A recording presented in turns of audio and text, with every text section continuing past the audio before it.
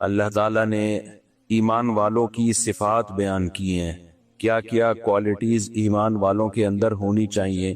اگر وہ کوالٹیز ان کے اندر نہیں ہیں تو اس کا مطلب وہ ایمان والے نہیں ہیں۔ جب بھی میں یہ آیتیں پڑھتا ہوں مجھے ایک چیز کا بہت زیادہ خیال آتا ہے کہ مذہبی لوگوں کی ایک الگ سے عجیب سی پہچان بن چکی ہے، اور چند رسومات ہیں جن کو نام دیا گیا ہے کہ یہ مذہب ہے۔ چند رسومات کو دیکھو، غیر مسلموں کی کوئی رسومات نہیں ہوتی۔ جو غیر مسلم سے میری مراد جو ایتھیسٹ ٹائپ کے ہوتے ہیں اور جو ملحد ہوتے ہیں یا لبرل ٹائپ کے ہوتے ہیں، ان کے کسی مہینے کے ساتھ کوئی رسم نہیں ہے ان کا دعویٰ یہ ہے کہ ہم انسانیت پہ بلیو رکھتے ہیں، انسانیت، ہیومینٹی، کہ انسان کے لیے اچھا ہو۔ اسلام نے بھی اسی کو فوکس کیا الحمد سے لے کے والناس تک، لیکن اسلام نے اس کو بہت مضبوط انداز میں بیان کیا ہے۔ ہوائی نعرے نہیں لگائے ہیں اسلام نے، ہوائی باتیں نہیں کی ہیں کہ بس انسانیت انسانیت، بلکہ اسلام نے بتایا کہ اسلام نام ہے ریلیشن کا، اللہ سے تمہارا ریلیشن مضبوط ہو کیونکہ اس نے تمہیں بنایا ہے، اس کے تم پر احسانات ہیں۔ پھر انسانوں کے ساتھ تمہارا ریلیشن مضبوط ہو۔ اس ٹاپک پہ تو میں کئی بار بات کر چکا ہوں، مختصر کر کے آگے چلتا ہوں کہ تمہارا انسانوں سے ریلیشن مضبوط ہو، اور پھر انسانوں میں سب سے پہلے آپ کے والدین ہیں، آپ کے بیوی بچے ہیں، آپ کے بہن بھائی ہیں، پڑوسیوں کے حقوق دیگر لوگوں سے زیادہ ہیں، جو آپ کا ہم سفر ہے اس کے حقوق دوسروں سے زیادہ ہیں۔ پھر حقوق میں یہ بھی ہے کہ آپ کی وراثت آپ کے جو بلڈ ریلیشن ہے ان کو ملے گی، خونی رشتوں کو ملے گی وراثت۔ پھر نان نفقہ کس کا کس کے اوپر ہے۔ جو سیکولر لوگ ہیں وہ سارا بس گورنمنٹ پہ ڈالتے ہیں، ایسا نہیں ہے اسلام میں۔ آپ کا بھائی معذور ہے تو گورنمنٹ کے ذمہ نہیں ہے اس کو پالنا، آپ کے ذمہ اس کو پالنا۔ وَعَلَى الْوَارِثِ مِثْلُ ذَلِكَ، قرآن نے صاف آرڈرز دیے ہیں، احکام دیے ہیں، تو یہ بھی تو انسانیت ہی ہے نا۔ لیکن آپ حیران ہوں گے مذہبی طبقے کا جو میجورٹی اس وقت ہے، اس طبقے میں آپ کو چند رسومات نظر آئیں گی۔ مثال کے طور پر محرم میں کالے کپڑے، ربیع الاول میں بتیاں لگانا، حلوے مانڈے اور کچھ اپنے پروگرام کرنا۔ پھر 40واں آتا ہے محرم کے بعد، سفر میں جو 40واں آتا ہے اس پہ چھٹی، وہ چند اپنی رسومات ہیں، اس میں کچھ پروگرامز ہوتے ہیں۔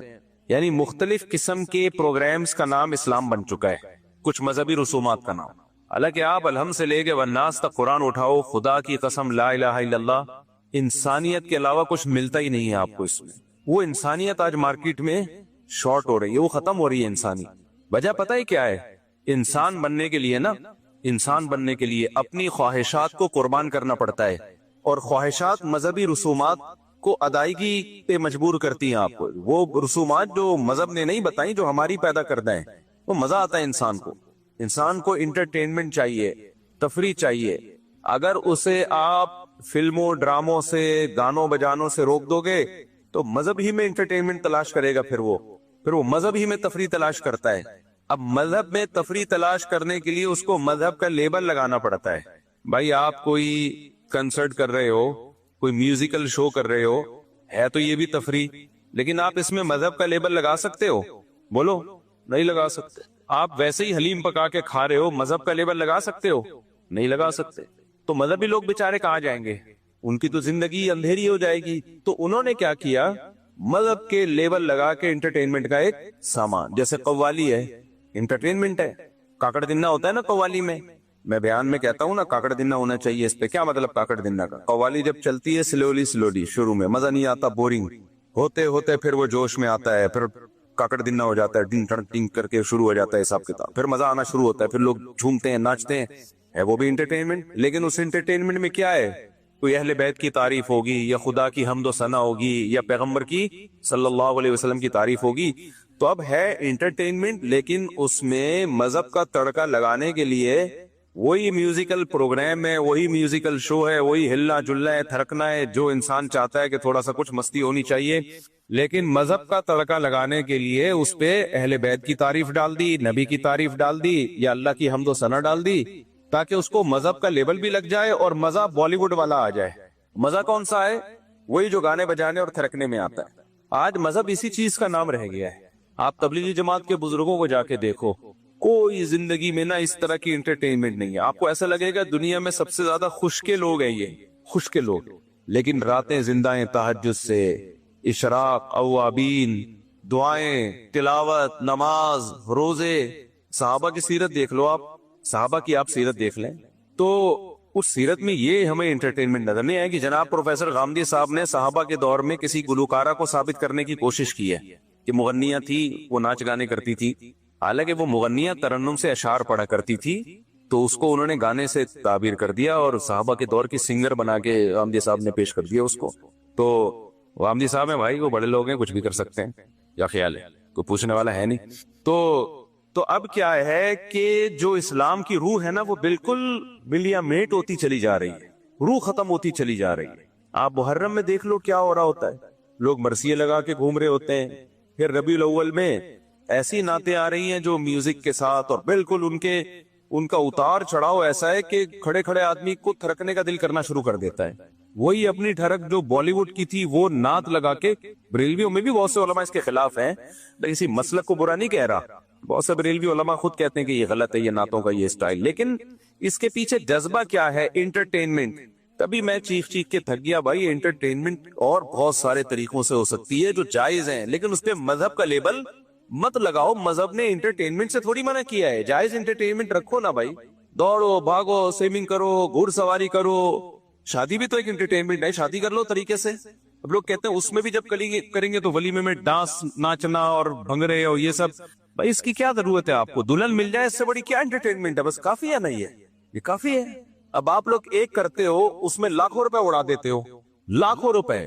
ولیمے میں جو ڈول ڈھمک کے اور بارات میں جو ڈول ڈھمک کے اور پھر یہ جو ٹوپی ڈرامے چل رہے ہیں آج کل، لاکھوں روپے اڑاتی ہے ایک دن کی انٹرٹینمنٹ ہے. وہ لاکھوں خرچ ہو گئے، لوگ کھا پی کے چلے گئے، ڈکار مار کے، کوئی پوچھتا بھی نہیں، بھول جاتا ہے کہ کس نے کیا کھلایا تھا ہمیں. اس سے بہتر نہیں ہے سادگی سے چہر کر لو، کم خرچہ. وہ انٹرٹینمنٹ زیادہ ہے، وہ نیچرل ہے، وہ نیچرل ساری زندگی کی انٹرٹینمنٹ ہے. وہ بیوی کی محبت، پھر اس سے اولاد کی محبت، پھر بچوں کی خوشیاں، ساری زندگی کی ہے. وہ شیطان کن غلط راستوں پہ انسان کو ڈالتا ہے. اور اگر وہ انٹرٹینمنٹ کرنی ہے تو مذہب کا لیبل تو نہیں لگاؤ بھائی اس کے اوپر، مذہب کا لیبل تو نہیں لگاؤ. مذہب نام انسانیت کا. کیسے پیارے حکام ہے قرآن مجید کے یار، الحم سے لے کے والناس تک دیکھو تو صحیح، کتنا زبردست قرآن ہے، کتنی زبردست کتاب ہے. کیا کیا چیزوں سے ہمیں روکتا ہے قرآن، کیا کیا چیزوں کو ہمیں کرنے کا حکم دیتا ہے. اس میں کہیں بھی جلوس نہیں ہے، کہیں بھی یہ نہیں ہے کہ آپ نبی کے نام پہ آپ یہ دن مناؤ. ہمیں 2 دن منانے ان کا بھی بتا دیا. کون سے 2 دن منانے ہم نے؟ بھائی عید الفطر ہے، عید الاضحیٰ ہے. لوگ کہتے ہیں 14 اگست کیوں مناتے ہو؟ مذہب کا لیبل لگائے بغیر مناتے ہیں بھائی. اس کو سمجھ گئے نا، اس پہ مذہب کا لیبل نہیں لگاتے. جبکہ ربیع الاول کی عید اس پہ مذہب کا لیبل لگا ہوا ہے. مجھے ایک بات بتاؤ، کسی کی پرمیشن کے بغیر اس کا لیبل کہیں اور لگا سکتے ہو آپ؟ کمپنیاں اس کیس کر دیتی ہیں آپ کے اوپر. آپ پانی کی بوتل بیچ رہے ہو اور بہت اعلیٰ پانی ہے، نیسلے سے بھی اچھا پانی ہے، لیکن آپ نے اس پہ نیسلے کا اسٹیکر لگا دیا. نیسلے والے بولیں گے بھائی ہمارا اسٹیکر ہٹاؤ. آپ کہیں گے ہمارا پانی کی کوالٹی آپ کے پانی سے بھی بہترین ہے. نیسلے والے بولیں گے بھائی آب زمزم بھی بیچ رہے ہو، ہمارا اسٹیکر لگانے کی اجازت نہیں ہے. تو آپ کچھ بھی کریں، مذہب کا لیبل نہ لگائیں اس کے اوپر، مذہب کا لیبل نہ لگائیں. مذہب الحم سے لے کے والناس تک اللہ نے قرآن میں بیان کیا اور بتا دیا کیا کام کرنا ہے، کیا کام نہیں کرنا ہے. جو کرنے کے کام ہے وہ بھی بتا دیے، جو نہیں کرنے کے کام ہے وہ بہت آسان ہے. اور جائز انٹرٹینمنٹ بھی بتا دی ہے، جو حلال تفریح ہے وہ بھی بتا دی اللہ تعالیٰ نے. تو اس پہ اکتفا کیوں نہیں کرتے بھائی؟ ما لکم لا ترجون للہ وقارا وقد خلقکم اطوارا. پیغمبر اپنی قوم کو کہا کرتے تھے تم اللہ کی تعظیم کیوں نہیں پہچانتے؟ اللہ جب تمہیں حکم دے رہا ہے یہ کرو تو کیوں نہیں کرتے؟ جب منع کر رہا ہے کہ یہ مت کرو تو کیوں نہیں منع ہوتے؟ آپ بتاؤ جتنے پیغمبر دنیا میں آئے ہیں سب پیغمبروں نے اپنی قوموں کو کیا دعوت دی ہے؟ ان کے عقیدے خراب تھے تو ان کو بولا یہ عقیدہ درست کر لو. ان کے اعمال خراب تھے، کچھ ناپ تول میں کمی کیا کرتے تھے، ان کو بولا ناپ تول میں کمی مت کیا کرو. کچھ کیا کر جھوٹ بولتے تھے ان کو جھوٹ سے روکا. کچھ امانتوں میں خیانت کرتے تھے ان کو امانتوں میں خیانت سے روکا. کچھ لڑکوں سے بدفعلی کرتے تھے ان کو بدفعلی سے روکا، زنا سے روکا، ماں باپ کی نافرمانی سے روکا، رشتہ داری توڑنے سے روکا. تمام آسمانی کتابوں کی بیسک تعلیمات یہی ہیں. اور یہ آج ہماری سوسائٹی میں نظر نہیں آئیں گی. آپ پروگرام کر رہے ہیں، اس سے پڑوسیوں کو تکلیف ہو رہی ہے اس کو پروگرام سے. ادھر حدیث میں آ رہا ہے کہ جو پیٹ بھر کے کھائے اور پڑوسی بھوکا سوئے وہ مومن نہیں ہے. اور آپ نے اتنی تیز آواز سے کوئی پروگرام لگایا ہوا ہے کہ وہ سو نہیں سکتا ساتھ والا آپ کے. آپ اپنی آواز اس کو سنا رہے ہیں اور جب آپ سے کہا جاتا ہے کہتے ہیں اچھی بات ہے بھائی سب کو سننی چاہیے. زبردستی سنانا کہاں سے؟ اچھی بات. میں جب یہاں مسجد میں آیا تو میں نے کہا بھائی جمعے کی جو تقریر ہوگی نا وہ ہماری اس مائک پہ اسپیکر پہ نہیں ہوگی, باہر کا اسپیکر آف ہوگا. بعض لوگوں نے اعتراض کیا کہ اس بہانے بہت سے لوگ آپ کا بیان سن لیتے ہیں. میں نے کہا بھائی جو نہیں سننا چاہتا وہ بھی تو سن لیتا ہے نا, کیوں زبردستی؟ میں نے کہا بھائی اسلام سے اس کی پرمیشن لے کر آؤ کہ اسلام نے یہ کہا ہو کہ زبردستی اپنی بات لوگوں کے کان میں ٹھوسو, یہ کہاں ہے اسلام میں؟ پرمیشن لے آؤ تو ہم کر لیں گے. تھانے سے پرمیشن مل بھی جائے تو اتنی پرمیشن کافی نہیں ہے, پہلے پرمیشن کس سے ملنا ضروری ہے؟ اللہ سے. اچھا یہاں مذہبی لوگ ایک گڑبڑ یہ کرتے ہیں کہ جب آپ خود شریعت کے خلاف کام کر رہے ہو تو آپ پھر اس پہ مذہب کا لیبل لگاتے ہو کہ تمہیں حق سننے سے تکلیف ہوتی ہے, اذان کی آوازیں مائک پہ ہونی چاہیے, اسپیکر پہ ہونی چاہیے, لیکن اتنی تیز آواز کر دینا مائک کی کہ آپ کی مسجد کے قریب دوسری مسجد ہے, آپ کی اذان کی آواز آپ کے محلے کو بھی کراس کر کے دور دور تک جا رہی ہے. بھائی اس محلے کے لیے وہ والی مسجد کافی ہے, ان کی اذان کی آواز وہ سن لیتے ہیں. آپ کی اذان کی آواز ایک لمٹ ہونی چاہیے, جو آپ کے مسجد کے ارد گرد کے لوگ ہیں وہاں تک آواز پہنچ جائے, بس اتنا کافی ہے. کسی مسجد میں عمل ہوتا ہے اس پر؟ اتنے زور زور کے بھونپو لگاتے ہیں نا, کان پھٹنا شروع ہو جاتے ہیں. لیکن جب آپ مؤذن کو یا مسجد کی انتظامیہ سے کہو بھائی یہ اسپیکر کو تھوڑا سلو کر لو, آواز پہنچ جاتی ہے. پہلے زمانے میں مؤذن ایسے چیخا کرتا تھا زور سے, اس کی آواز سے کان کے پردے نہیں پھٹتے تھے. اب تو ٹیکنالوجی نے ترقی کی ہے, آپ والیوم جتنا چاہے بڑھا دو, اتنا بڑھا دو کہ ایسا لگے کہ کسی نے دھماکہ کیا, ایٹمی بم کو بم پھٹا ہے, بڑھا سکتے ہو آپ. تو مؤذن کیا کرتے ہیں؟ فل. کئی بار ہماری مسجد میں ایسا ہوا, پھر میں نے مؤذن کو سمجھایا, میں نے کہا والیوم آہستہ کرو بھائی. بچے ڈر کے اڑ جاتے تھے, اتنی کم زور سے آواز. تو کیوں بھائی اتنی پاورفل آواز کیوں رکھی ہے؟ اب مذہبی لوگ اس میں گڑبڑ کیا کرتے ہیں, جب ان کو کہا جائے محلے پڑوس والے آ کے بولے تھوڑا سا والیوم کیا کریں, سلو کریں, کیونکہ دوسرا محلہ جہاں سے شروع ہو رہا ہے تو ان کو ان کی مسجد کی آواز پہنچ جاتی ہے. آپ اپنے محلے تک رکھیں. تو پتہ ہے کیا جواب ہوگا؟ لو اذان کی آواز سے تمہیں تکلیف ہو رہی ہے, اللہ کا نام سننے میں تمہیں تکلیف ہو رہی ہے, تم تو اسلام سے ہی خارج ہو, میں تو اور بڑھاؤں گا تاکہ تم جیسے شیطانوں کو تکلیف ہو. اور پھر حدیثیں بھی سناتے ہیں کہ شیطان جو ہے اذان کی آواز سن کے بھاگتا ہے نفرت سے, تو تو شیطان ہے, اذان کی آواز سن کے بھاگ رہا ہے. اب یہ آپ قرآن و سنت کا ناجائز فائدہ اٹھا رہے ہو, یہ آپ کیا کر رہے ہو؟ قرآن و سنت کا غلط فائدہ. اسی طرح مؤذن بہت لمبی لمبی اذانیں بھی دیتے ہیں, یہ بھی غلط ہے. اتنی لمبی اذان, اللہ دیکھو کھینچنے کی تو کوئی انتہائی نہیں. لفظ اللہ پہ مد نہیں ہے, لفظ اللہ پہ مد. ہم نے مفتی رشید احمد صاحب رحمہ اللہ تعالیٰ کے, میں نے 7-8 سال اذان دی ہے, حضرت نے کہیں لفظ اللہ کو ایک الف سے زیادہ کھینچ لیا نا, جیسے اللہ اکبر, یہ تھا ہماری اذان کا طریقہ. پھر دوبارہ اللہ اکبر, بس. سمجھ میں آ رہی ہے بات؟ اگر کسی دن میں نے یوں کھینچ لی نا اللہ اکبر, حضرت نیچے اترتے تھے. اللہ کیوں, کیا دلیل ہے اس کی؟ ہم کہتے تھے ساری دنیا میں ہو رہی ہے, صحیح ہو رہی ہے. فرماتے تھے کہ کیا دلیل کیا ہے, دلیل سے بات کریں, مد تو نہیں ہے اس کے اوپر. ہم کہتے تھے بعض قاری کہتے ہیں یہ مد تعظیم ہے, کا پھر اس کا اینڈنگ پوائنٹ کیا ہے اس تعظیم کا؟ کھینچتا ہی رہے سارا دن, سانس کے تجربے کرتے رہے یہاں بیٹھ کے. تو حضرت اس مد تعظیم کے قائل نہیں تھے. فرمایا مد وہی ہے جو قرآن سے ثابت ہے نا, جو حروف مدہ کے بعد اگر حمزہ آ رہا ہے یا وقف آ رہا ہے تو وہاں مد کرنا جائز ہے, یہ تجوید کا قانون ہے. تو ذرا سی کھینچتے تھے نا, حضرت آ کے پوچھتے تھے کہ یہ کہاں سے نکالا, تمیز سے اذان دو بھائی. اللہ اکبر اللہ اکبر. اذان میں اقامت میں فرق ہے, اذان ٹھہر ٹھہر کے ہوگی, اقامت جلدی جلدی ہوگی, بس یہ فرق ہے. تجوید کے لحاظ سے کوئی فرق نہیں ہے. پھر اشہد اللہ, لا پہ مد ہے کیونکہ آگے حمزہ آ رہا ہے, لا کو کھینچ سکتے ہیں آپ. اشہد میں ہا کو نہیں کھینچ سکتے. اشہد اللہ الہ الا اللہ, بس.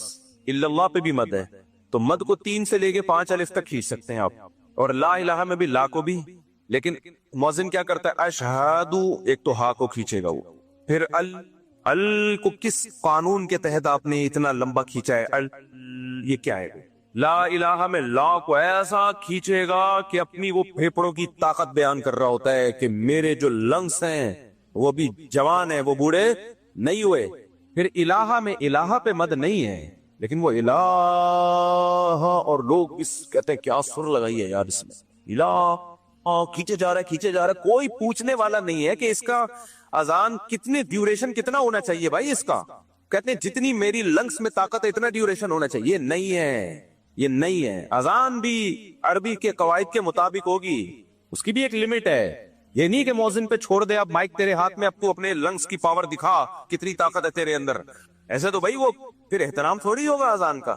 خواتین ہمارے سروں پہ دوپٹہ لے لیتی ہیں اذان کے وقت, اچھی بات ہے. میں نے جم میں لوگوں کو دیکھا ایکسرسائز چھوڑ دیتے ہیں, یار اذان ہو رہی ہے, لیکن مؤذن ان کے اس ادب کا ناجائز فائدہ اٹھاتا ہے اور کھینچتا رہتا ہے, اتنا کھینچتا ہے. وہ لوگ کہتے ہیں یار تو ادھر ہی نکل گئے ہمارے, کیوں لوگوں کو آزمائش میں ڈال رہے ہو بھائی. پھر جب کوئی اس پہ اعتراض کرتا ہے, میں نے کئی دفعہ اعتراض کیا کہ بھئی اتنی لمبی نہیں ہونی چاہیے اذان, تو لوگ پتہ کیا کہتے ہیں, مولوی صاحب نے کہا اصل میں تم لوگوں کو اذانوں سے تکلیف ہے, اللہ کا نام تو جتنا سنا جائے اچھا ہے, اپنی مرضی سے جتنا کرو بھائی, زیادہ سے زیادہ کرو, لیکن اجتماعی چیزوں میں شریعت کا مزاج کیا ہے, مختصر, تاکہ لوگوں کو تکلیف نہ ہو. جماعت سے نماز میں طول دینے کا حکم ہے یا اختصار کا حکم ہے؟ مختصر پڑھی جائے. صحیح حدیث ہے, نبی صلی اللہ علیہ وسلم نے فرمایا جب کوئی شخص امامت کرے فَلْيُخَفِّفْ, نماز کیا کرائے, ہلکی. جب اپنی پڑھے تو پھر جتنی چاہے لمبی پڑھے نماز. کیوں؟ نبی نے فرمایا فیہم السقیم, کیونکہ مقتدیوں میں بیمار بھی ہوں گے, بوڑھے بھی ہوں گے. اسلام کا مزاج یہ کہ اجتماعی جب کام ہوگا تو پھر سب کو ساتھ لے کے چلا جائے گا, تو اس میں آسانی رکھی ہے. جمعے کی نماز 2 رکعتیں ہیں نا, پبلک زیادہ ہوتی ہے, ویسے ظہر میں 4 رکعتیں ہیں, بھائی پبلک زیادہ ہے تو 2 پڑھا کرو. اس کی ایک وجہ یہ بھی ہے کہ خطبہ بھی ہوتا ہے اس میں. حضرت معاذ ابن جبل تھے, انہوں نے عشاء کی نماز میں نا سورہ بقرہ پڑھنا شروع کر دی. اتنی لمبی نماز پر پہلی رکعت میں سورہ بقرہ. ایک صحابی پیچھے کھڑے کھڑے تھک جاتے تھے, ایک دن وہ نماز توڑ کے بیٹھ گئے. تو حضرت معاذ ابن جبل نے ان کو ڈانٹا, ان کو بولا کہ تم منافق ہو گئے ہو, منافق ہو گئے ہو, نماز سے تمہیں معاذ اللہ کوئی نفرت ہو گئی ہے اور نماز توڑ کے بیٹھ گئے, تم سے لمبی نماز نہیں پڑھی جا رہی. تو قرآن کیا کہتا ہے, منافقین نماز سستی سے پڑھتے ہیں, قرآن کے الفاظ ہیں. تو ان کا خیال یہ تھا یہ تو نماز میں ٹینشن محسوس کرنا یہ تو منافقین کا کام ہے. تو ان صحابی نے جا کے نبی کو شکایت لگائی. صحیح حدیث ہے یہ کہ یا رسول اللہ میں اتنی لمبی نماز پڑھا رہے تھے, مجھ سے نہیں پڑھی گئی. تو آپ نے ان صحابی کو نہیں ڈانٹا اور وہ یہ نہیں کہا تم باقی منافق ہو. حضرت معاذ کو اتنا سخت آپ نے تنبیہ کی, افتان انت یا معاذ, اے معاذ تم لوگوں کو فتنوں میں آزمائش میں ڈال رہے ہو, اور ان کو امامت سے معزول کر دیا کچھ وقت کے لیے. کیوں بھائی, اجتماعی کام ہے, سب کو لے کے چلنا ہے اس میں. دیکھو نبی صلی اللہ علیہ وسلم نے فرمایا مجھے اگر میری خواہش تھی کہ عشاء کی نماز کو تاخیر سے پڑھا جائے, 1/3 رات تک اس میں تاخیر کی جائے, لیکن امت میں مشقت کا خوف ہے, اتنی دیر تک لوگوں کے لیے جاگنا مشکل, اس لیے جلدی پڑھنے کا حکم دیا. کیوں, اپنی طور پہ پڑھ لو بھائی, آپ اپنے طور پہ آپ پڑھ لیں. تو دوسرا اصول ہے, وہ اصول فقہ کا قرآن و سنت ہی سے اخذ کیا گیا ہے کہ جب کسی مسئلے میں ابتلا زیادہ ہوتا ہے تو اس میں خود بخود آسانی ہو جاتی ہے. ہم جو کہتے ہیں نا جھینگا کھانا جائز نہیں ہے, لیکن کچھ ممالک ایسے ہیں جہاں حنفی رہتے ہیں لیکن ان کی صدیوں سے کھاتے آ رہے ہیں, وہاں ان کو اس اختلاف کا فائدہ دیا جاتا ہے. اب بھائی ان سے چھڑوانا بہت مشکل ہے, چلو یار اختلافی مسئلہ ہے, چلو بھائی ٹھیک ہے, بجائے اس کے کہ حرام کہہ کے وہ سب ساری قوم تھوڑی حرام کھائے گی, تو گنجائش اختلاف سے یہ فائدہ ہوتا ہے. تو جب بھی کوئی معاملہ اجتماعی نوعیت کا ہوتا ہے تو شریعت کا مزاج کیا ہے کہ اس میں آسانی پیدا کی جائے. آپ نے فرمایا اپنی نماز جتنی چاہو مختصر پڑھو, لمبی پڑھو. اب اپنی تو ٹک ٹک ٹک کر کے چل رہی ہوتی ہے اور نماز میں لمبی گھسیٹ رہے ہیں. اچھا, بعض اماموں نے ایک اور کام شروع کیا ہے, اس پہ کلپ بنا لیا کریں, اچھے اچھے ٹاپنگ ہے یہ. میں دیکھ رہا ہوں تو ہمارے چینل سے کوئی ڈھنگ کا کلپ نہیں آ رہا ہوتا, دوسرے دنا دن نکال کے چلا رہے ہوتے ہیں. ایک اور اہم چیز ہے یہ ائمہ کرام کے سمجھنے کی. بعض امام یہ کرتے ہیں کہ پورے سال نماز میں اپنا قرآن دہراتے ہیں, یہ بھی غلط ہے. آپ اپنا قرآن الگ سے دہرا لو. کہتے ہیں ہم فجر میں شروع کریں گے الحمد سے لے کے پھر الف لام میم, اور پھر پورا پڑھتے پڑھتے پڑھتے پڑھتے پڑھتے وہ کہتے ہیں پورے سال میں ہمارا نمازوں میں قرآن ختم ہو گیا. بھائی آپ پبلک کو اس کے لیے تختہ مشق نہ بنائیں, پبلک کو سنت قرات جو عام معمول ہے نبی صلی اللہ علیہ وسلم کا, جس کی صحابہ اور احادیث سے تاکید ہے. اجتماعی نظم میں اپنا نہ دیکھے کہ میں نے اپنا قرآن دہرانا ہے. اجتماعی نظم میں آپ نے پبلک کی رعایت کرنی ہے, اور پبلک کی رعایت سنت قرات میں ہے. فجر میں طوال مفصل یہ سنت ہے, سورہ حجرات سے لے کے سورہ بروج تک, اور پھر ظہر میں بھی طوال مفصل, اور مغرب میں قصار مفصل یعنی سورہ بینہ سے لے کے سورہ ناس تک یہ صورتیں پڑھیں, اور عصر اور عشاء میں اوساط مفصل یعنی سورہ بروج سے لے کے سورہ بینہ تک. علماء کو بتائے اس کی کیا تفصیل ہے. تو ایک بیلنس نماز ہوگی. اب مثال کے طور پر امام کہتا ہے کہ فجر میں ایکچولی مجھے تھکاوٹ بہت ہوتی ہے اور میں رات کو سوتا نہیں ہوں اور نائٹ ڈیوٹی ہے وغیرہ وغیرہ. کوئی کہیں پڑھانے جاتے ہیں مدرسے میں, کوئی نائٹ ڈیوٹی, کوئی چوکیداری ہو سکتی ہے, بعض دفعہ ہوتا ہے امام ہوتا ہے چوکیدار بھی ہوتا ہے, تو نائٹ ڈیوٹی ہے, کوئی بھی وجہ ہو, یا مجھے نیند نہیں آتی رات کو, تو فجر میں پڑھاؤں گا انا اعطیناک الکوثر اور دوسری رکعت میں قل ھو اللہ احد, یہ پڑھایا کروں گا میں. اب لوگ آ رہے ہیں بھائی فجر میں تو طویل صورتیں پڑھنا سنت ہے, سورہ مزمل پڑھیں آپ, سورہ ملک پڑھیں, سورہ نون قلم پڑھیں, طویل صورتیں فجر میں پڑھنا سنت ہے. صحیح حدیث ہے حضرت عائشہ کی کہ بھئی فجر کی 2 رکعتیں ہیں ہی اس لیے کہ ان میں قرات زیادہ لمبی ہے. قرات اس میں کیا ہے, لمبی قرات کا حکم ہے. اور وہ کہتے ہیں چلو وہ مغرب میں لمبی پڑھ لوں گا, میں مغرب میں سورہ ملک پڑھوں گا پہلی رکعت میں, دوسری رکعت میں سورہ دہر پڑھوں گا, تو صحیح ہوگا یہ. اب اس سے کہا جائے یار تم یہ تو غلط ہے, تو سنت کے خلاف ہے. کہہ رہے بھائی میں مجبور ہوں, فجر میں تھکا ہوا ہوتا ہوں, مغرب میں فٹ فاٹ ہوتا ہوں. بھائی یہ آپ کا ہیڈ ایک ہے, آپ امام مت چھوڑ دیں. پھر اجتماعی نظم میں سب کو لے کے چلنا پڑے گا, پبلک کی رعایت کرنی پڑے گی آپ کو. آپ تھکے ہوئے ہیں یا نہیں, کبھی کبھار ہو گیا تو چلو ٹھیک ہے, نارملی یہ ٹھیک نہیں ہے. نارملی بھائی آپ فجر میں طوال مفصل لمبی قرات کریں گے, آپ مغرب میں آپ کیا کریں گے, مختصر قرات کریں گے, ظہر میں بھی لمبی قرات کریں گے آپ. کبھی کبھار ہوتا ہے تو چلو ٹھیک ہے. تو اجتماعی چیزوں میں پبلک کے حساب سے آپ کو چلنے کا حکم ہے, اپنے حساب سے چلنے کا حکم نہیں ہے. تو اس لیے جو ائمہ کرام نے ایک نیا کام شروع کیا ہے, وہ کیا کرتے ہیں کہ جی اپنا قرآن مکمل کر رہے ہیں, اس سے لوگ سنت قرات سے بھی محروم ہو رہے ہیں. اس سے جو نماز مختصر ہونی چاہیے وہ بعض دفعہ لمبی ہو رہی ہوتی ہے, جو لمبی ہونی چاہیے وہ مختصر ہو رہی ہوتی ہے. امام صاحب بعض دفعہ اٹک بھی رہے ہوتے ہیں, پیچھے سے لوگ لقمے دے رہے ہوتے ہیں. بھائی کیا کر رہے ہو یار تم. اب دیکھو مسجد میں جب تراویح کی نماز ہو رہی ہو, مسجد میں تراویح کی نماز, تو تراویح کی نماز میں کیا ہے, پورا مہینہ میں قرآن ختم کیا جائے تاکہ بیلنس رکعتیں ہوں, تمام قسم کی پبلک پڑھ سکے. اب کسی قاری کو کہہ رہے نہیں میں 6 روزہ تراویح پڑھوں گا تاکہ میرا قرآن ختم ہو جائے, اور مجھے بہت سارے مصروفیتیں کام ہیں تو میں 10 روزہ پڑھوں گا, 6 روزہ پڑھ لیں آپ, گھر میں پڑھ لیں آپ, ٹھیک ہے نا. آپ تمبو لگا کے الگ سے پڑھ لیں, شادی ہال میں پڑھ لیں. مسجد جو محلے والوں کی مسجد ہے اس میں سب کی رعایت کی جائے گی, اس میں 27ویں کو یا 29ویں قرآن ختم ہوگا تاکہ سب لوگوں کا. اب اس میں بھی بعض امام یہ کر رہے ہوتے ہیں کہ جی ہماری مسجد میں 6 روزہ ہوگی, 10 روزہ ہوگی. بھائی آپ اپنے گھر میں کرو, کیونکہ باقی لوگوں نے جو تراویح پڑھنی ہے وہ پھر قرآن سے محروم ہو جائیں گے. ہر آدمی کے تپر نہیں ہے وہ 10 روزہ تراویح پڑھے یا 6 روزہ تراویح پڑھے, اس کی ٹانگیں جواب دے جاتی ہیں, وہ پھر قرآن سے محروم ہو جاتا ہے. تو یہ ایک مزاج ہے اسلام کا. یہ میں اتنی ساری مثالیں اس لیے دے رہا ہوں تاکہ اسلام کا مزاج سمجھ میں آئے, اور کہ اجتماعیت میں لوگوں کی رعایت آپ کو کرنی پڑے گی. تو اسی میں اذانوں کا بھی ہے بھائی, یہ جو مؤذنین بہت زیادہ اذانیں کھینچتے ہیں. تو میں اذان کا بتا رہا تھا, اشہد اللہ الہ, الہ میں الہ نہیں ہے, الہ الا اللہ, آگے لفظ اللہ کو کھینچ سکتے ہیں کیونکہ وقف آ رہا ہے. اشہد ان محمد رسول اللہ میں کیا غلطی ہوتی ہے, اشہد میں ہا کو پہلے کھینچیں گے, پھر ان, اس کی بھی کوئی اینڈنگ پوائنٹ نہیں ہے, انا ہے بھائی, بس اتنا کافی ہے, اتنا ہی ہے اسلام میں. انا نہیں ہے, پھر ان یہ گھمائے گا, بہت اونچا نیچا کرے گا اس کو, پر انا بس. پھر آگے محمدن, محمد میں میم پہ تشبیہ ہے, تو اب یہ نہیں کہ محمد, یہ کس اصول کے تحت. تو مؤذنین کہتے ہیں بھائی اذان کے کوئی اصول نہیں ہوتے, جس طرح سے خوبصورت بن رہی ہے بناؤ, نا نا نا نا نا, یہ تو پھر کوئی اور کسی اور طرح سے اس میں چاشنی ڈالنے کی کوشش کرے گا, کوئی اور طریقے سے. اذان عربی زبان میں ہے, تو جو کلام جس زبان میں ہوتا ہے اسی کے قواعد اور ضابطوں کا اس میں خیال کرنا پڑتا ہے. سمجھ رہے ہو کہ نہیں سمجھ رہے؟ انگلش میں جو لفظ جیسا انگریز پڑھتے ہیں ویسا ہی ہے. آپ کہہ سکتے ہو آج کل کے عرب تو ایسے ہی اذانیں دے رہے ہیں, تو عربی آج کی زبان نہیں ہے, 1400 سال پرانی زبان ہے. تو جو علم لغت کے ماہر لوگ ہیں انہوں نے جو گرامر مرتب کی ہے وہ آج کے عربوں کو دیکھ کے نہیں کی ہے, وہ 1400 سال پہلے کی عربی زبان کو دیکھ کے کی. آج کے عرب بھی اس اصول کے پابند ہیں, اگر وہ اس پہ غلطی کر رہے تو ان کا قول حجت نہیں ہے. ایسے تو مصر کے عربی جو ہے وہ اللہ اکبر کو اللہ اچبر بولتے ہیں, میں نے خود سنا ہے اور بارہا سنا ہے. مصر کے جو عربی آتے ہیں نا حج کرنے کے لیے, عمرہ کرنے کے لیے, تو میں بہت دفعہ میں سنا ہے اللہ اکبر. اب آپ کہو کیونکہ وہ بھی تو عرب ہیں, تو بھائی وہ عرب ہیں, لیکن آج ان کے لب و لہجے سعودیہ والوں کے بھی چینج ہو چکے ہیں, مصر والوں کے بھی چینج ہو چکے ہیں, مسقط والوں کے بھی چینج ہو چکے ہیں.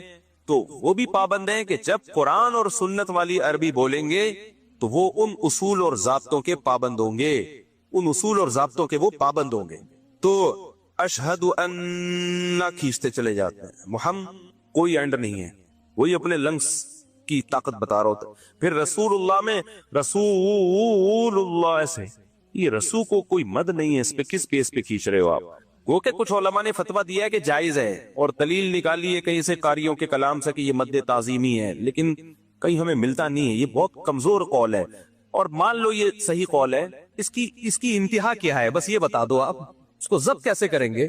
وہ رسول کو تعظیم میں کھینچتا چلا جاتا ہے، اپنے پھیپھڑوں کی طاقت دکھا رہا ہے وہ، تو مؤذنوں کو چھوڑ دیا جائے گا جتنا مرضی کھینچو آپ. پھر حی علی الصلاۃ میں حی پہلے اس کو کھینچتے ہیں، یہ بھی جائز نہیں ہے بھائی. حی کیوں؟ حیا ہے، حیا عربی میں لفظ کیا ہے؟ جب کسی کو بلایا جاتا ہے حیا، حیا نہیں ہے، یا کوئی تک ہی نہیں بنتا مد کا. پھر علی الصلاۃ کو علی الصلاۃ پڑھیں گے تو عجیب ہی اذانوں میں اس کو تو فوکس کیا جا رہا ہے کہ کس مؤذن کی اذان خوبصورت ہے. جنہوں نے اذان سکھانے کے ادارے کھولے ہیں وہ بھی خوبصورتی کو تو فوکس کر رہے ہیں، قواعد اور ضوابط کو بالکل بھی فوکس نہیں کر رہے. اس کا نقصان کیا ہے کہ مؤذن کو جب کھڑا کر دو آپ مائک کے سامنے تو وہ جانے اور اس کا مائک جانے اور اس کے پھیپھڑوں کی طاقت جانے. تو ایک دو دفعہ تو اذان بہت اچھی لگتی ہے، یار مسجد میں بڑی پیاری اذان ہو رہی ہے، دو چار دفعہ کے بعد لوگ پھر احترام کرنا چھوڑ دیتے ہیں. لوگ کہتے ہیں بھائی بہت لمبی اذان ہوتی ہے کہ نہیں ہوتا احترام انسان سے، اور پھر کوئی احترام نہ کرے تو اس کو منع کیا جائے کہ یار احترام کرو. تو کون سا فرض ہے احترام کرنا؟ وہ فتوے دینے پہ آ جاتا ہے. فرض واجب نہیں ہے لیکن شاعر اسلام تو ہے نا اذان، اس کی ایک بہت بڑی ویلیو ہے اذان کی. اور پھر دوسری بات یہ شروع کر دیتے ہیں کہ جو نہیں کر رہے ہوتے پھر وہ جب احترام، تو بھائی اتنے لمبا احترام کرے کون یار، یہ تو بہت لمبی اذان کھینچتے ہیں. یہ جب ان کو سمجھایا جائے پھر لوگ کچھ فتویٰ لگا دیتے ہیں. وہ کہتے ہیں یار اذان تو مختصر دلواؤ، تو کہتے ہیں لو تمہیں اللہ کے نام سے نفرت ہے. تو بھائی یہ شریعت کا آپ یوز کیا کر رہے ہو؟ غلط یوز. میں جہاں پہلے رہا کرتا تھا میں خود بہت لمبی اذان دیتا تھا، پھر مجھے تنبیہ کی مفتی رشید احمد صاحب نے، تو میں نے وہ چھوڑ دی لمبی اذانیں. تو وہاں بھی یہی تھا، میں اذان دیتا تھا لوگ بڑی تعریف کرتے تھے، بہت کھینچتا تھا میں، بہت لنگس کی طاقت پوری لگا کے نا اتنا زمبی اذان. تو ایک دو دفعہ میں تو بڑی پسند آئی. پھر مجھے یاد ہے کچھ لڑکے بیٹھے ہوئے تھے، کہنے لگے یار ہم لوگ بدماش لوگ ہیں پر اوٹ پٹانگ باتیں کر رہے ہوتے ہیں، آپ کی اذان اتنی لمبی ہوتی ہے، ہم چاہتے ہیں اذان کا احترام کریں، یار تھوڑا مختصر کر دیا کرو. اب دیکھنا لوگ اس پہ کہیں گے اچھا یہ جو لونڈے لپاڑے ہیں ان کی رعایت میں مختصر اذانیں ہو رہی ہیں. نہ ان لونڈے لپاڑوں میں بھی اتنی فہم ہے کہ اذان کا ہم کیا کریں؟ احترام. تو ان کے اندر یہ احترام رہنے دو، یہ احترام ان سے لونڈا لپاڑا پن بھی چھڑوا دے گا، لیکن احترام ہی شارٹ ہو گیا تو یہ نہیں ہوگا. تو اس لیے مولانا اشرف علی تھانوی رحمہ اللہ تعالی بار بار ایک بات کہا کرتے تھے اپنے بیانات میں کہ اسلام کا یہ حکم نہیں ہے کہ آپ لوگوں کو تکلیف سے بچائیں، صرف اتنا کافی نہیں ہے. یعنی عدم قصد ایذا. لوگ کہتے ہیں کہ ہم تو تکلیف نہیں دیتے، ہمارا تو کوئی ارادہ نہیں ہے، ہم نے جو کام کیا اس سے ہماری نیت لوگوں کو تکلیف دینے کی نہیں تھی. فرمایا نہ جیسے مؤذن جب اتنی لمبی اذان کھینچ کے دے گا تو لوگ کہیں گے نا کہ یار اس سے تو تکلیف ہو رہی ہے لوگوں کو، تو وہ کہے گا بھائی میں نے تکلیف کے لیے یہ کام نہیں کیا. تو حکیم الامہ مولانا تھانوی فرمایا کرتے تھے اتنا کافی نہیں ہے، بلکہ قصد عدم ایذا ضروری ہے. یہ ضروری ہے کہ آپ کام کرنے سے پہلے سوچو کہ میرے اس کام سے تکلیف تو نہیں ہوگی. تو پہلے کام کرنے سے پہلے باقاعدہ نیت کرو کہ میں نیت کرتا ہوں اس بات کی کہ میرے عمل سے کسی کو تکلیف نہیں ہوگی. یعنی تکلیف دینے کا ارادہ تو نہیں ہے، بلا ارادہ تو تکلیف دے رہے ہو نا، تو تکلیف نہ دینے کا ارادہ کرو. تکلیف دینے کا ارادہ نہیں ہے یہ کافی نہیں ہے، تکلیف نہ دینے کا ارادہ ہونا چاہیے. نہیں آئی میرا خیال ہے بات؟ دیکھو ایک مثال دیتا ہوں میں. ہم جا رہے تھے کچھ دن پہلے، کہاں جا رہے تھے ابھی؟ یہ بھی میں سوات مردان بونیر وغیرہ کیا نا، تو ہم وہاں گاڑی پہ جا رہے ہیں، چلاتے ہوئے جا رہا ہوں میں. روڈ پہ ایک صاحب نے کیا کیا ہے، بائک پہ ایک بندہ پیچھے بیٹھا ہوا ہے، اور یہ سریا نہیں ہوتا، سریا اتنا لمبا سریا لے کے، اس کے پیچھے دوسرا بندہ بیٹھا ہوا ہے سریا لے کے، وہ سریا نیچے گھس رہا ہے. محترم سوزوکی نہیں کروا رہے، بائک پہ مکان اور دکان کی جو کنسٹرکشن، یہ چھتوں کی کنسٹرکشن کے لیے لمبے لمبے سریا نہیں آتے، وہ سریا پیچھے لے کے بیٹھا ہوا ہے، اور آگے وہ بندہ بائک چلا رہا ہے، اور یہ خرچہ بچا کے اپنا سریا پیچھے پکڑا ہوا ہے. اب وہ سریا کبھی یوں جا رہا ہے کبھی یوں جا رہا ہے، پیچھے مڑ کے دیکھ تو رہے. اب ہم تو گاڑی میں تھے پیچھے، ہم نے بڑی احتیاط کی کہ گاڑی کا ٹائر اگر سریے پہ آ گیا تو وہ تو گرے گا، گاڑی گرے نہ گرے وہ بائک والا تو گرے گا. سامنے سے ایک اور بائک والا آ رہا ہے، یہ بنیر کا واقعہ ہے، سامنے سے ایک اور بائک والا آ رہا ہے. کیا ہوا کہ اس آدمی کا جو پچھلا وہ جو جب بائک اس نے موڑی ہے تو سریا ادھر کو چلا گیا. اب جب ادھر گیا تو اس کا پہیا آیا سریے پہ اور وہ سلپ ہوتے ہوتے خطرناک طریقے سے بچا ہے. وہ بچ کے نا وہ بھی پٹھان غصے میں اترا, پیچھے مڑ کے ابھی دیکھ رہا ہے وہ نکل چکے تھے, انجوائے کرتے جا رہے ہیں, اور سریا یوں ہی سلپ ہو رہا ہے ان کی بلا سے, پیچھے کوئی مرے کوئی جیے. ہم بھی اتنی مصیبت میں کہ یار کہاں سے نکالیں بھائی. اب آپ اس سریے والے کو پوچھ لو جو سریا لے کے جا رہا ہے کہ تم یہ کیوں لے کے جا رہے ہو؟ اس لیے تاکہ لوگ بائکوں پہ گریں, تمہارا یہ ارادہ ہے؟ کیا گاڑیوں کے ٹائر اس کے اوپر آئیں, تمہارا بھی سر پھٹے یا کسی اور کا سر پھٹے, تمہارا یہ ارادہ ہے؟ تو کیا کہے گا, نہیں بھائی ہم اس لیے نہیں لے کر آئے کہ ہم لوگوں کو بائکوں سے گرائیں, لوگوں کے سر پھاڑیں, ہم اتنے برے نہیں ہیں, ہم مسلمان ہیں, ہم سب نے کلمہ پڑھا ہے لا الہ الا اللہ, اور یہ دین ہمارے اندر محمد رسول اللہ نبی کے طریقے پر یہ دین کیسے آ جائے, اور ہم سب کیا ہیں مسلمان, تو میں کیوں ارادہ کر سکتا ہوں. تو بھائی پھر یہ بائک پہ کیوں لے کے جا رہے ہو؟ بھائی میرا ارادہ تکلیف پہنچانے کا نہیں ہے, پیسے بچانے کا ہے. اتنا کافی نہیں, آپ کا ارادہ تکلیف پہنچانے کا نہیں ہے, لیکن بلا ارادہ آپ تکلیف پہنچا رہے ہو. وہ ایک بائک والا تو ہم نے دیکھ لیا جو سلپ ہوتے ہوتے بچائے, کو پیچھے مڑ کے دیکھا تو وہ اتنی جا چکے تھے, وہ کہاں جاتا ان کے پیچھے, پھر کر کیا لیتا, وہ دو تھے اور ان کے پاس سریا بھی تھا, یہ کر کیا لیتا, اور وہی سریے سے اس کا سر پھاڑنا تھا, کر کیا لیتا. تو اسے بھی اسی دعا شکر ادا کہ چلو بچ گیا نا, چلو نکل لو بھائی اب. اور یہ تو ہم نے دیکھ لیا, پتہ نہیں کتنے ایسے ہوں گے, اور ہو سکتا ہے آگے جا کے کوئی گر بھی گیا ہو, لیکن آئے دن یہ کراچی میں بھی آپ دیکھ لو یہ ہوتا ہے. تو ایسے موقع پہ اگلا کیا کہتا ہے, آپ جب اس کو پکڑیں گے, بھائی میرا ارادہ کسی بائک والے کو گرانے کا نہیں ہے, تو بھائی شریعت میں یہ نہیں ہے کہ تکلیف دینے کا ارادہ نہیں تھا, کام سے پہلے آپ کو تکلیف نہ پہنچانے کا ارادہ کرنا ہے. آپ جب بائک پہ سریا لے کے بیٹھے تو آپ سوچو, آپ پہلے ارادہ کرو, میں ارادہ کرتا ہوں کہ میں یہ جو بائک پہ سریا لے کے گھر تک جا رہا ہوں, میں ارادہ کرتا ہوں کہ میرے اس عمل سے کسی کو تکلیف نہ ہو. تو اگلا کہے گا آپ جب یہ ارادہ کر رہے ہو تو بھائی یہ کام ایسا ہے جس سے لازمی تکلیف ہوگی. یہ ایسے ہی جیسا کوئی کہے چرس پینے سے میں یہ ارادہ کرتا ہوں کہ نشہ نہ ہو, بھائی ہوگا نشہ, لہذا چرس چھوڑنی پڑے گی آپ کو. شراب پینے سے آپ ارادہ کر رہے ہو, آپ نے شراب پی, نشہ ہو گیا, تم گھوم رہے ہو. اب کوئی کہہ رہا ہے کمبخت یہ تو حرام ہے, آپ کہہ رہے ہو میں نے شراب نشے کے لیے نہیں پی ہے, وہ تو میں نے شراب کی نیت کی تھی, نشے کی میری نیت نہیں تھی. تو ہم کیا کہیں گے, بھائی جب بھی کوئی چیز پیو, پینے سے پہلے نیت کرو کہ میں باقاعدہ ارادہ کر رہا ہوں کہ اس چیز کے پینے سے نشہ نہ ہو, اور چونکہ اس چیز کے پینے سے نشہ ہوگا لہذا آپ یہ چیز پی نہیں سکتے. آپ تو بائک پہ جب آپ ایسے سریا لے کے جا رہے ہو, اس سے لوگوں کو تکلیف ہوگی, آپ کتنی احتیاط کرو. وہ ہم تو بہت احتیاط کر رہے ہیں, بھائی بے احتیاطی ہو سکتی ہے کہ نہیں ہو سکتی, ہو سکتی ہے بے احتیاطی. اور اتنا کنٹرول کس کا ہوتا ہے کہ وہ اصل میں یہ لے کے نکلتے ہیں کہ لوگ خود کنٹرول کریں گے, کیونکہ لوگوں نے بھی تو اپنی جان بچانی ہے, جیسے ہم کنٹرول کر رہے تھے. حالانکہ میں اگر اپنی گاڑی اس کے سریے پہ چڑھا دیتا, میرا کچھ بھی نہیں بگڑنا تھا, وہ دونوں لیٹے ہوئے ہوتے. گاڑی کو کون گھسیٹ سکتا ہے بھائی, وہ دونوں لیٹے ہوئے ہوتے. ہماری گاڑی پہ تو لوڈ بھی بہت تھا, ان دونوں نے لیٹ جانا تھا اور پلی ڈال دینی تھی. مفتی صاحب آئے بنیر اور 2 بندے کچل کے چلے گئے, 2 بندے مار کے چلے گئے. پھر گاڑیاں بھی چل رہی ہوتی ہیں, یہ تو دیکھتے ہی نہیں ہے کہ بائک والے کی غلطی ہے یا کس کی غلطی ہے, ٹرک والے کی غلطی ہے. یہ سب ہماری سوسائٹی میں دیکھا ہی نہیں جاتا, اور یہ میں بھگت چکا ہوں. میں گاڑی میں ریوو میں جا رہا تھا تو ایک صاحب نے بریک لگا دی, میں بہت مصیبت سے میں نے گاڑی روکی اور بچ گیا میں. تو اس میں ایک بائک والا نا بیچ میں, وہ تو گھستے ہیں بائک والے بیچ میں, وہ جھولتے جھولتے نا, ایسے نہیں رقص و سرور کی محفلیں لگا دی اس نے.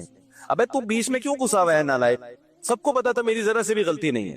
یوں رقص و سرور کی محفلیں لگاتا لگاتا تھوڑا سا سلپ ہو گیا, شکر ہے کچھ ہوا نہیں اس کو. پیچھے ایک انکل بائک پہ نا میرے پیچھے, انہوں نے مجھے پہچانا نہیں, کیا اور روکو اس کو. تو وہ 4-6 آدمی اور آئے, روکو. جب مجھے دیکھا تو انہوں نے سوری واری تو پھر بھی نہیں کی, بس چلے گئے کہ چلو چھوڑو یار. لیکن مجھے اس وقت احساس ہوا, میں نے کہا دیکھو یہ تو میں مشہور آدمی ہوں, چھوڑ کے چلے گئے. وہ غیر مشہور ہوتا پڑ جانا تھا بیچارے نے, حالانکہ 0% بھی ہماری غلطی نہیں تھی. وہ رقص و سرور کی محفلیں لگانے میں اس کا اپنا ہاتھ تھا. 2 گاڑیوں کے بیچ میں فاصلہ ہوتا ہے میرے بھائی, تو اس میں تیرے کو کیا ضرورت ہے بیچ میں گھسنے کی. اس اگلی والی نے ایک دم بریک لگائی ہے تو میں کہاں جاؤں, میں تو بریک ہی لگاؤں گا نا. پھر بھی ہلکے پھلکی ٹچ ہو گئی تو میرا تو قصور نہیں ہے نا اس میں. تو وہ رقص و سرور بائک والے یہی کر رہے ہوتے ہیں. تو جو اکثر بائک والے کچلتے ہیں نا, بعض دفعہ تو غلطی ٹکر مارنے والے کی ہوتی ہے, لیکن بائک والے بھی اتنے معصوم نہیں ہیں. ان کمبختوں کو بھی, میں نے جتنی بائک چلائی ہے آپ کی سوچ سے بھی زیادہ ہوگی, تو یہ کمبختوں کی بھی بہت غلطیاں ہوتی ہیں. یہ خود جا کے ٹکراتے ہیں اور گر کے مظلوم بن کے پڑے ہوئے. اب سر تو ظاہر ہے اسی کا کھلے گا, ٹرک والے کا سر تھوڑی کھلے گا. मजलूम बन के पड़े हुए होते हैं, मर गए, ये हो गया, लोग पकड़ के उसको मार रहे होते हैं। यार पहले देख तो लो उसकी गलती भी है कि नहीं है। लोगों का मिजाज है कि जो पावरफुल है उसको मारो, जिसके पास बड़ी गाड़ी है उसको मारो, और ये अपनी गुर्बत को कैश कराए बस। मासूम सा मुंह लेके आ जाएगा मैं, और लोग उस तरस आ रहा होता है यार इसको क्या आदमी कहे। ऐसे वाकया तो और मेरे पास, लेकिन टाइम बहुत ज्यादा हो जाएगा। तो इसलिए मुअज्जिनीन को चाहिए भाई अजानों में लोगों की आजमाइश न करें। लोग फिर हरमैन की मिसाल देते हैं, हरम में भी तो फिर लंबी नमाजें होती हैं, तो वो दलील का जवाब दलील से देना चाहिए, ठीक है ना। हरम में जो लंबी अजानें होती हैं उस पर भी बाज अरब उलमा को इश्कालात हैं। बाज अरब उलमा की तहरीरें मैंने खुद पढ़ी है, उनको वहां पे भी इश्काल है कि भाई इतनी लंबी अजान साबित नहीं है। और बिलफर्ज हरम में हो भी रही है तो हरम की बात ही कुछ और होती है। हरम में तो जाते ही लोग अजान सुनने के लिए हैं, तो आप अपनी मस्जिद को, अंडा मोड़ की मस्जिद को हरम पे कयास ना करें। आप वहां तो अलग माहौल होता है, तो उस पे आप अंडा मोड़ और बाकी दुनिया की मस्जिदों को कयास ना करें। तो ये भी है कि भाई अजान में भी एतदाल जरूरी है। मुअज्जिन अपनी आवाजों की खूबसूरती के लिए माइक जब उसके हाथ में आ गया तो वो जो खींचता है, मैंने अक्सर देखा है जब मैं किसी बयान में जाऊं, कोई प्रोग्राम हो, कोई जलसा हो, गए बयान में कारी साहब को बिठा दिया कि पहले तिलावत कलाम से इस महफिल का आगाज होगा। कारी साहब जो बैठे हैं ना, पुलिस भी नहीं उठा पा रही उसको। मैं घड़ी देख रहा हूं कि यार मेरे बयान का टाइम आधा घंटा है और उसमें सिर्फ 15 मिनट रह गए हैं। बाय एयर इतना लंबा सफर करके हम गए हैं, अब बोल भी नहीं सकते। लोग कहेंगे लो भाई तिलावत से नफरत है। कारी लोगों की वाहवा देख रहा है, पढ़े जा रहा है, पढ़े जा रहा है। वो भी कैसे अच्छे पढ़ते हैं, गलत नहीं पढ़ते, खींचे जा रहा है, खींचे जा रहा है। एक दफा ऐसा ही हुआ, कहीं इधर नाजाबाद में कोई बयान था, मुझे बुलाया, मेरे पास बहुत शॉर्ट टाइम था, मैंने कहा चलो चले जाते हैं यार। मैं चला गया, बुखारी साहब को बिठाया, वो मेमोरी नहीं छोड़ रहा हूँ, पढ़े यार। फिर मैंने बीच में टोक दिया, मैंने कहा भाई बस स्टॉप। तो नहीं, रुक ही नहीं रहा था ना, रुक ही नहीं रहा था। मैंने कहा सारा वक्त तो खारी साहब ही निकाल लेंगे, या तो महफिल क़िराअत हो, फिर तो जितना लंबा पढ़ो, क्योंकि लोग आए ही कुरान की तिलावत सुनने के लिए। महफिल है बयान की और तिलावत आपने इतनी लंबी, तो उसमें अब मेरा तरीका यही है कि मैं जब जाता हूं तो पहले मैं कह देता हूं भाई कारी साहब तिलावत कुल हुवल्लाहु अहद, बस इससे ज्यादा नहीं करना। बाकी फिर जब हमारा मूड होगा हम आपको बुलाएंगे, लंबी तिलावत हम आपसे सुनेंगे। नात वाले भी ये कर रहे होते हैं, लंबी नात शुरू कर देंगे, इतनी लंबी नात, ये सब। अच्छा लोग भी तकलीफ में होते हैं, तो ये भी तो ईज़ाए मुस्लिम है, किसी को तकलीफ देना है, लेकिन इस तकलीफ पे लेबल अच्छा लगाए, बुरा लेबल लगाए, अच्छा लेबल। कुरान सुना रहे हैं भाई, जबरदस्ती का सुनाना ये भी तकलीफ है। वो नहीं सुनना चाह रहा, आप क्यों जबरदस्ती सुना रहे हो उसको? तो इन तकलीफों को तकलीफ समझा ही नहीं जाता हमारी सोसाइटी में। एक और मसला, जब बात चल पड़ी है तो मिसालें ही देता रहता हूँ ना मैं तो वो मिसालें देता हूँ जो हाजिर सर्विस मार्केट में चल रही हैं, तकलीफ पहुंचाने की, लेकिन उनको तकलीफ नहीं समझा जाता। मुझे ये बहुत भुगतना पड़ता है। कहीं बयान में बुलाया मेरे बयान के लिए, अब लोग मेरा नाम सुन के आए, वरना वो नहीं आते। बहुत से लोग ऐसे होते हैं जो भाई हमें लाइक करते हैं, हमारा नाम यूज होगा तो आएंगे, नहीं होगा तो नहीं आएंगे। बाज लोग किसी और को लाइक करते हैं तो वहां मेरा नाम ले लो तो वो नहीं आएंगे। ये तो हर मशहूर जो शख्सियत होती है उसके साथ ऐसा होता है। अब आपने लेबल लगा दिया जी मुफ्ती तारिक मसूद साहब, तो हमारे जितने भी फैन फॉल थे वो सारे इकट्ठे हो गए, पूरे शहर से आ गए कि मुफ्ती साहब सुभान अल्लाह, मकबूल का ख्याल में। अब वो जो कंपेयरिंग कर रहा है ना, होस्ट है कम बहुत 1.5 घंटे का वो बयान कर देता है। वो कहता है आज मुझे अपना मंजन बेचने का मौका मिल रहा है, इतनी पब्लिक इकट्ठी हुई है, ये वैसे तो सुनेगी नहीं, आज अपना मंजन बेचो, और कैमरा भी लगा हुआ है और उसकी तस्वीर मेरे साथ और वीडियो, तो लोग भी कहते हैं को बहुत पहुंचे हुए हैं। भाई मुफ्ती साहब का बयान 15 मिनट का हुआ और हजरत जी का 1.5 घंटे का, जबकि लोग जमाइयां ले रहे होते हैं और बेजार आए हुए होते हैं। भाई तू हट यार, लेकिन बोल नहीं सकते कुछ। बहुत दफा होता है मेरे बयान से पहले थका देते हैं लोगों को। बाज मुल्कों में ऐसा हुआ, मैं गया बयान के लिए, देखा थक के ना लोग चूर हो चुके हैं। अभी रिसेंटली कनाडा में ऐसा हुआ, बयान के लिए जब मैं गया हूँ, मजमा बहुत है, मैं बैठा हूँ तो लोग थके हुए ना, बिल्कुल कोई इनके चेहरों पे रौनक नजर नहीं आ रही, बोर हो रहे हैं। मुझसे तो फिर बयान नहीं होता जब मैं लोगों का चेहरा देखता हूँ थका हुआ है। मैंने कहा यार हुआ क्या है? पता चला जी 1.5 घंटे से मंजन बिक रहा था एक साहब। ये भी तो ईज़ाए मुस्लिम है या नहीं है? मुझे भी तकलीफ दी और पब्लिक को भी, जिसको सुनने आए थे उसको। एक लिमिट होती है ना इंसान की। कोई मिजाहिया प्रोग्राम हो ना, कोई हंसी मजाक वाले, वो भी 1-1.5 घंटा बहुत ज्यादा, उसके बाद उस फिल्में नहीं चलती ज्यादा। कोई 3 घंटे की फिल्म अगर 6 घंटे की बना दे कोई, लोग कहेंगे भाई दुनिया में और भी हम है। गाने नहीं चलते, फिल्में नहीं चलती, چرس ہیروئن کی محفلیں نہیں چلتی، چرسی بھی تھوڑی دیر میں اپنے برساتی نالے سے نکل کے باہر آتا ہے کہ یار بہت پی لیے، تھوڑا سا کچھ اور کام کرو، باہر دیکھو دنیا میں کیا ہو رہا ہے، کیا خیال ہے؟ ہیروئن جو بیٹھے ہوتے ہیں نا برساتی نالوں میں، وہ بھی بورو کے کہاں نکلتے ہیں، حالانکہ وہاں کتنا انٹرٹینمنٹ کا سامان ہوتا ہے، وہاں چاند بھی ہے، مریخ بھی ہے، وہاں وہ خلائی شٹل میں بیٹھ کے کہاں کہاں گھومتے ہیں، کہکشائیں دیکھ کے آتے ہیں، اور بڑے بڑے سپنے ہوتے ہیں ان کے، برساتی نالے سے نکلے تو دنیا اندھیری، پھر بھی نکلتے ہیں، پھر بھی وہاں سے باہر نکلتے ہیں۔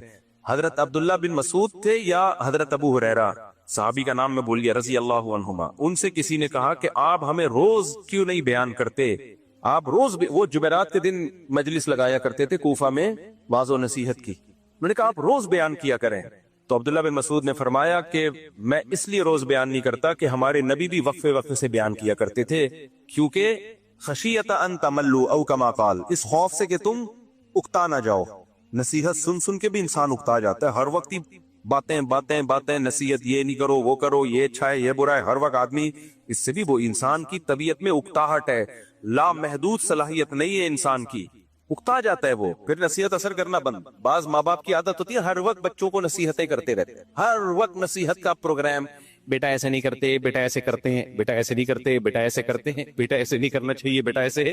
بچہ کہتے ہیں میرے ابا کا بس آٹومیٹکلی گھر میں آتا ہی آٹو پہ آ جاتے ہیں، بٹن دب جاتا ہے، اور نصیحت کے پروگرام کیسٹ کی طرح، تو اس بچے پہ نصیحت اثر کرنا ختم۔ کبھی کبھار اچھا لگتا ہے ایک دفعہ بٹھا کے سمجھا دو، بیٹا یہ واش روم میں جب باہر نکلتے ہیں پانی اچھی طرح بہا کے آتے، دوسرے کو مت دکھاؤ۔ مجھے تو ایک دفعہ میرے بڑے بھائی سے چماٹ پڑا تھا، مجھے ہمیشہ یاد رہے، چھوٹا بچہ تھا، واش روم گیا، پانی بہایا تھا، لیکن واش روم میں لوگ پانی بہانے کا مطلب کیا ہوتا ہے کہ کہیں دور تک بھی اثرات نظر نہ آئے اس کے، لوگ سمجھتے ہیں صرف، ابھی میں کیا ڈیٹیل میں جاؤں، بھائی ایسا غائب کرو مارکیٹ سے لگے کوئی تھک گیا ہی نہیں یہاں صدیوں سے، ایسا ہونا چاہیے صفائی۔ تو میں نے اس طرح صفائی نہیں ہوئی تھی، مجھے یاد ہے میں باہر نکلا، میرے بڑے بھائی گئے اور واپس آ کے مجھے یوں کر کے کمر پہ ایک دبا کے پٹاخ کر کے ایک ٹریڈ مارک جو ہے نا انہوں نے چھاپ دیا۔ وہ دن اور آج کا دن یہ واقعہ ہوگا، میں میرا خیال ہے 11 یا 12 سال کا تھا اس وقت، بس کچھ نہیں کہا انہوں نے۔ اچھا جیسے ہی وہ آئے نا میں نے کہا سوری غلطی ہوگی، مجھے احساس ہو گیا، انہوں نے یوں کیا، ایک کمر پہ طبیعت سے چھاپ دیا واپس، بس اس کے بعد چلے گئے۔ وہ دن آج کا دن مجھے اس عمل سے اتنی شدید نفرت ہے، کوئی واش روم میں جائے اور اپنے کچھ بھی نشانات چھوڑ کے آ جائے، بہت غلاظت ہے یار، کیوں اپنی گندگی دوسرے کو دکھا رہے ہو؟ آپ جاؤ واپس ایسے آؤ جیسے میں گیا ہی نہیں، میں تو ہاتھ دھونے گیا تھا، بس ایسے ہو، ایسا ہی ہونا چاہیے۔ مسجدوں کے واش روم دیکھ لو اجتماعی، جب آپ اس میں گھسو گے واپس آؤ گے آدمی گھنٹہ تک تو ناک تو چلو بدبو تو آپ کے کنٹرول میں نہیں ہے، اچھا ایگزاسٹ ہونے چاہیے، ایگزاسٹ فین ہونا چاہیے، ہر واش روم میں ایگزاسٹ فین ہونا چاہیے، بھائی بدبو کہاں جائے گی آپ جب تک باہر نہیں نکالو گے اس کو، اس کا بھی انتظام نہیں ہوتا، تو یہ بھی تو آپ تکلیف دے رہے ہو کہ نہیں دے رہے؟ کئی دفعہ ٹریولنگ ہوتی ہے، ہم بعض دفعہ کسی کے گھر ٹھہرتے ہیں نا، میزبان ہمیں ٹھہراتا ہے مفتی صاحب اب ہمارے گھر، اب تو میں ہوٹلوں میں ٹھہرنے شروع ہو گیا، بھائی تیرے گھر ٹھہروں گا تو واش روم کا بڑا مسئلہ ہوتا ہے۔ کیا ہوتا ہے جی، واش روم بالکل کمرے کے ساتھ، اور سردیوں میں اتنی سائلنٹ ہوتا ہے نا، یعنی اتنی خاموشی، ٹھنڈے علاقوں میں تو ایسا ہی ہے، اور واش روم اور آپ کا جو سونے کا کمرہ ہے، بیٹھک ہے جو اجتماعی، وہ بالکل کیا ہے، ملے ہوئے، اور واش روم میں کوئی ایگزاسٹ بھی نہیں ہے۔ میرے سے نہیں سویا جاتا بھائی ایسے کمرے میں، کیونکہ ہم وہی واش روم دروازہ کھلے گا بدبو تو ادھر ہی آئے گی، اسی کمرے میں کیسے سو جائے آدمی؟ ایگزاسٹ ہو تو پتا ہے بھائی ہوا ادھر ہی آ رہی ہے باہر، لیکن ایگزاسٹ نہیں ہوتا تو یہ تکلیف ہوگی کہ نہیں ہوگی؟ جو بھی مہمان آئے گا اس کو بولے گا، اور پھر خاموشی کی وجہ سے واش روم کا یوز کتنا مشکل ہے، سب لوگ یہاں بیٹھے ہوئے، ایک دیوار کے پیچھے آپ بیٹھے ہوئے ہو، ذرا کوئی سی بھی آواز آئی لوگ سمجھیں گے اسی کی آواز ہے۔ تو گھر بناتے ہوئے یہ پہلے سے سوچ لو۔ اب جنہوں نے یہ کیا ان کا مہمان کو تکلیف دینے کا ارادہ تھا، بلکہ مہمان کو راحت پہنچانے کا ارادہ تھا کہ واش روم ساتھ ہی ہو، یہاں حضرت جی سوئیں گے اور یہی جا کے کاروائی کر کے آ جائیں گے۔ ان کا تو ارادہ تھا تکلیف سے بچانا، لیکن بچایا تکلیف سے کیوں؟ ان کا ارادہ نہیں تھا تکلیف دینے کا، لیکن تکلیف سے بچانے کا پہلے سے ارادہ بھی نہیں کیا۔ اگر گھر بناتے ہوئے پہلے ارادہ کرتے کہ ہم یہ ارادہ کرتے ہیں کہ ہمارے گھر کوئی مہمان آئے تو اسے قطعاً تکلیف نہ ہو، تو تکلیف کے جتنے اسباب ہیں اس پہ کمیٹی بٹھاتے کہ بھائی دیکھو کوئی مہمان جب یہاں آ کے ٹھہرے گا تو کس کس طریقے سے اس مہمان کو تکلیف ہو سکتی ہے، ان تکلیفوں کے تمام اسباب کو دور کیا جائے.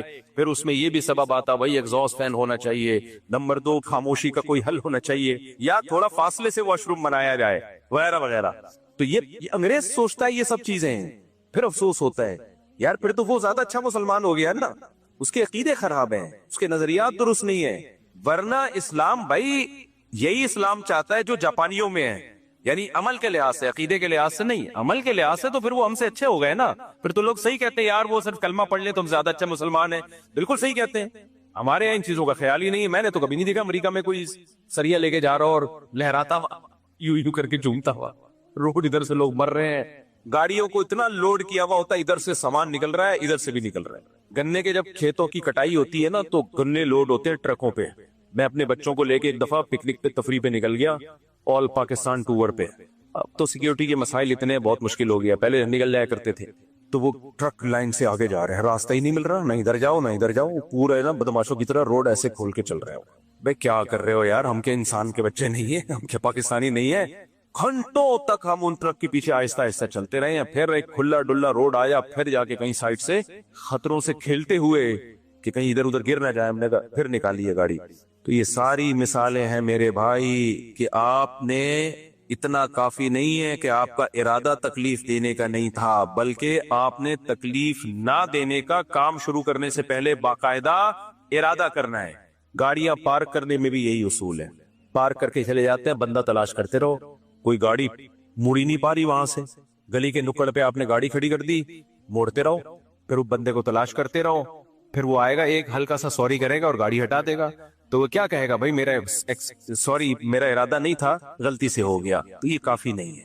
اسلامی حکومت ہوتی اس پہ سزا ملتی کہ آپ کا ارادہ نہیں تھا لیکن آپ کے عمل سے تکلیف ہوئی ہے, اور یہ تکلیف یقینی ہے, جو بھی یہ کرے گا اس سے تکلیف کا خطرہ ہوگا. اس مدرسے کے باہر تو آئے دن لوگ گاڑیاں پارک کر رہے ہوتے ہیں. ہمارا یہ مدرسہ ہے نا, اس کے سامنے گیٹ, اتنی مصیبت ہوتی ہے, اتنی مصیبت. گاڑی لے کے نکلو, آگے گاڑی کھڑی ہوئی ہے, بالکل گیٹ کے سامنے نہیں, تھوڑا کنارے پر ہوتی ہے. وہ سمجھتے ہیں بس نکل تو سکتے ہیں نا.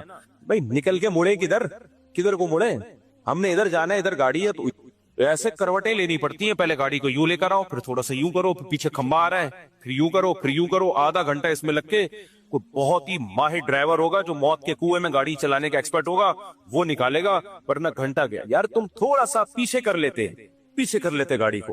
میں نے اپنے گھر کے باہر لکھ کے لگایا ہوا ہے, گاڑی پارک کرنا منع ہے. آپ دیکھ لیں, یہاں بڑا بڑا لکھا ہوا ہے, گاڑی پارک کرنا منع.